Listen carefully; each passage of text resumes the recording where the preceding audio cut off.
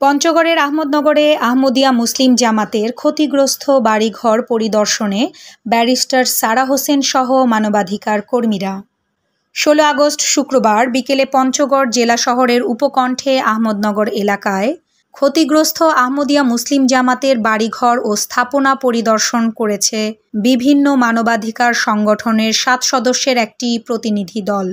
তাদের নেতৃত্বে ছিলেন Bangladesh legal aid and services ট্রাস্টের অবৈতনিক নির্বাহী পরিচালক আইনজীবী ব্যারিস্টার সারা হোসেন। উল্লেখ্য, গত ৫ আগস্ট সরকার পতনের সুযোগ গ্রহণ করে একটি সাম্প্রদায়িক অপশক্তি বিকাল ৪টার দিকে পঞ্চগড়ের আহমদনগরের আহমদিয়া মুসলিম জামাতের মসজিদ ও জলসাগাহ সহ শতাধিক বাড়িতে অগ্নিসংযোগ এবং লুটপাট করে। এতে বেশ কজন আহমদিয়া সদস্য গুরুতর আহত হন। মানবাধিকার সংগঠনের সদস্যরা আগুনে পুড়ে যাওয়া আহমদিয়াদের বাড়িঘর, মসজিদ সহ বিভিন্ন স্থাপনা ঘুরে দেখেন। এছাড়া তারা আহমদিয়া শিক্ষা প্রতিষ্ঠান জামেয়া আহমদিয়া বাংলাদেশে আশ্রয় নেওয়া নারীদের সঙ্গেও কথা বলেন।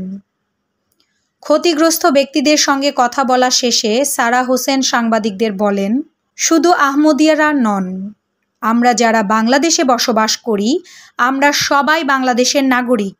আমাদের সবারই মৌলিক অধিকার আছে, নাগরিক অধিকার আছে। সমস্যা হচ্ছে একটি বিশেষ দল আছে যাদের পরিকল্পনাই আছে আহমদিয়াদের বিরুদ্ধে লাগা, তাদের ভয় ভীতি দেখানো এবং তারা যাতে তাদের নাগরিক অধিকার না পায় এটার জন্য চেষ্টা চালিয়ে যায়। তাদের বিরুদ্ধে ব্যবস্থা নেওয়া খুবই জরুরি দরকার। এটার জন্য আমরা মানবাধিকার কর্মীরা অনেকেই বলেছি, কিন্তু আগের সরকার হোক আর এই সরকার হোক আমরা যথেষ্ট ব্যবস্থা কখনোই দেখছি না। সারা হোসেন আরও বলেন, এখন যে পরিস্থিতি আমরা দেখছি তা সত্যি ভয়াবহ। ১০০টির বেশি পরিবার ঘরহারা অবস্থায় এখানে আশ্রয় নিয়েছে। এই ব্যাপারগুলো জরুরি ভিত্তিতে এখন সরকারের দেখা দরকার। আহমদিয়া সম্প্রদায়ের ওপর কিন্তু আমরা বারবার হামলা হতে দেখেছি। আমাদের দেশে একটি সংস্কৃতি গড়ে উঠেছে যারা ভিন্ন মতের, তাদের উপর চড়াও হওয়া, তাদের আক্রমণ করা, এই সংস্কৃতি আমাদের শেষ করে দিতে হবে। যদি নতুন বাংলাদেশ আমরা গড়তে চাই এবং বৈষম্য বিরোধী একটা পরিস্থিতি আমরা তৈরি করতে চাই, তাহলে সবারই তো নিজেদের মত প্রকাশের সুযোগ থাকতে হবে, তা যে কোনো ধর্মের হোক আর যে কোনো মতের হোক। সেই পরিবেশটা তৈরি করতে শুধু সরকার নয়, আমাদের সবারই কাজ করতে হবে। আর যারা এ ধরনের ঘৃণ্য কাজগুলো করে তাদের বিরুদ্ধে অবশ্যই ব্যবস্থা নিয়ে বিচারের কাঠগড়ায় দাঁড় করাতে হবে। ৭ সদস্যের প্রতিনিধি দলে অন্যদের মধ্যে ছিলেন নাগরিক উদ্যোগের প্রধান নির্বাহী জাকির হোসেন, নারী পক্ষের সদস্য কামরুন নাহার, আদিবাসী ফোরামের কেন্দ্রীয় সদস্য দীপায়ন খিসা প্রমুখ।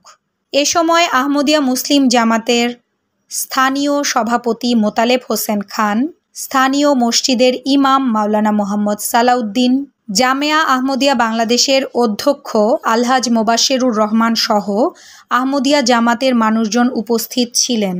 সপ্তর্ষি ডেস্ক রিপোর্ট।